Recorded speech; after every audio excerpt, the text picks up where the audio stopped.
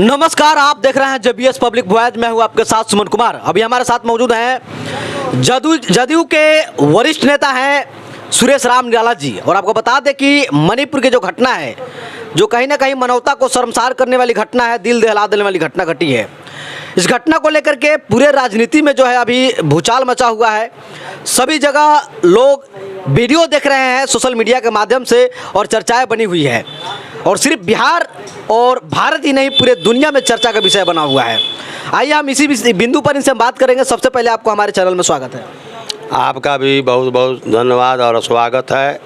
Sir, देखा यह जा रहा है कि एक तरफ मोदी जी बोलते हैं बेटी बचाओ और बेटी पढ़ाओ, और दूसरी तरफ देखा जा रहा है कि मणिपुर में बेटियों को जो है कि नग्न अवस्था में नग्न करके जो है कि उसको भरे बाजार में जो है कि समझ इज्जत लूटने का, आहूत लूटने का काम कर रही है। क्या कहना चाहेंगे आप? देखिए, मोदी जी यहाँ वोट लिए हिंदू मुसलमान के नाम पर। अगर मुसलमान के लड़का इस तरह के घटना किए रहता तो मुसलमान के साथ है आज क्या से क्या नहीं होता, तांडव होता। आज पूरे भारत में खून का दरिया बहता। जब मेरे कहने के मतलब है बेटी भी हिंदू की थी और जो घटना करने वाला भी हिंदू का था, ऐसा क्यों?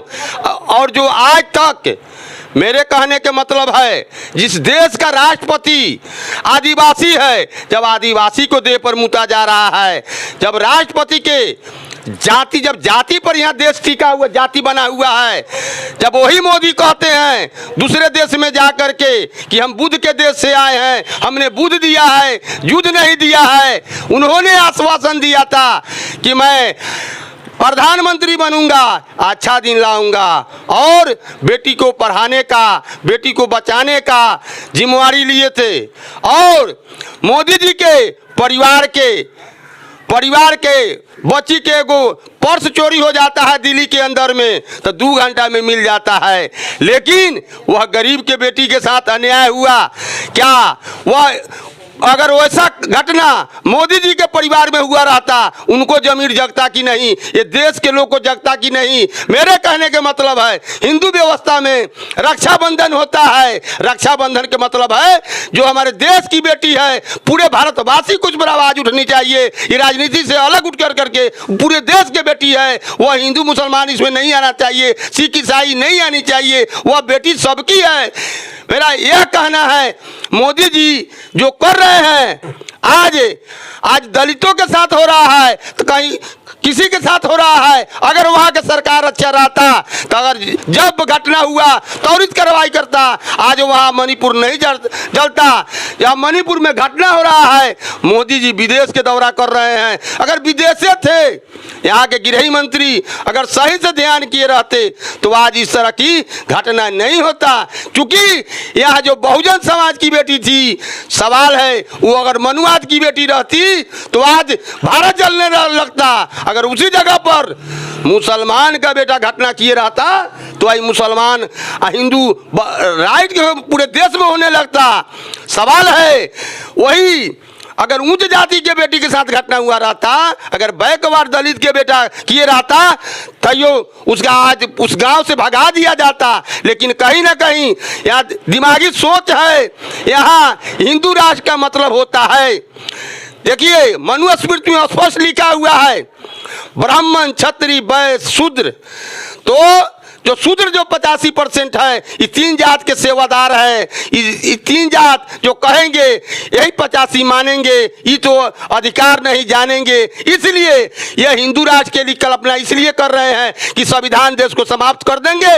इस तरह यह 2 बेटी को नंगा नचाया गया है, लेकिन वहाँ सैकड़ों बेटी के नचाने का ही प्रयास में लगे हुए हैं। यह सोची समझी साजिश है। मेरा यह वक्तव्य है। इसीलिए उन्होंने कहा था चुनाव के वक्त कि मैं यहाँ का भारत के जनता का दुख देख करके मुझे आंसू आ रहा। उस समय मैं जेल के अंदर था, मैं गांधी मैदान में उनकी आवाज़ सुन रहे थे। उन्होंने कहा कि 70 रुपये पेट्रोल है, बहुत महंगाई है, लेकिन मेरी सरकार होगी 50 रुपये बहुत ज़्यादा हो गया। आज उस समय 400 रुपये गैस सिलेंडर था, स्मृति ईरानी माथे पर धके घूम रही थी, आज 1200 रुपये हो गया, लेकिन कभी नहीं मुख से आवाज़ निकला। आज जो आवाज़ जो उठाया जा रहा है, जो उठा रहे हैं, सच को कह रहे हैं, उनको जेल के सलाखे में बंद किया जा रहा है, उन पर ईडी सीडी के माने के व्यवस्था किया जा रहा है। उन डर पैदा कर करके यह हम बहुजनों का माने प्रतिष्ठा से खिलवाड़ कर रहे हैं, मान सम्मान को धूमिल कर रहे हैं। उन्होंने कहे थे कि साल में मैं 2 करोड़ रोजगार दूंगा, अच्छा दिन लाऊंगा और 15-15 लाख रुपया हम खाता में भेजूंगा। बाद में वही अमित शाह कहते ही जुमला था। मित्रों, यह मोदी जी का सोची समझी, मोदी जी मोहन भागवत के इशारे पर चलते हैं। मोहन भागवत जो है वो जो कहते हैं जो करते हैं, मोदी जी मुखौटा हैं, उनका पीछे से बैटियर है, वो अपने माइंड से काम नहीं करते हैं। वो कहते हैं कि हम ओबीसी हैं। अगर ओबीसी अगर होते तो आज भारत में जातीय जनगणना होता। आज वो ओबीसी के जो दुर्दशा है क्यों है?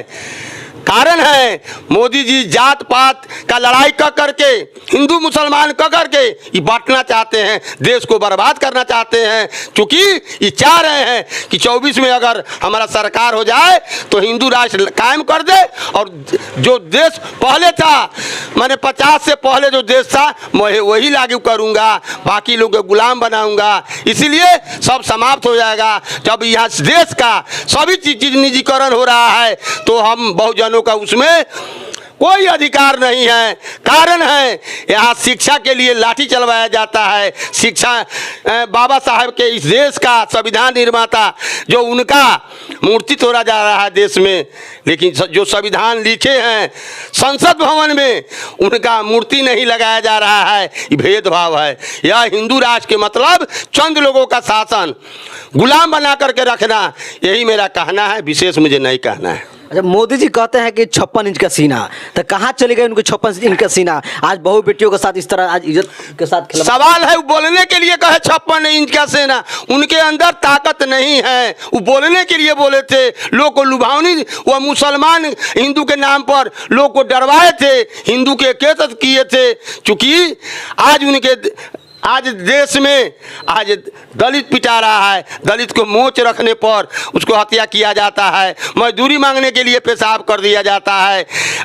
और इतना ही नहीं, उच्च मानसिकता के लोग इसी जगह कल्याणपुर में एक यादव को मोच छील दिया गया, थूक चटवाया गया और वही आदिवासी को देह पर मुता गया।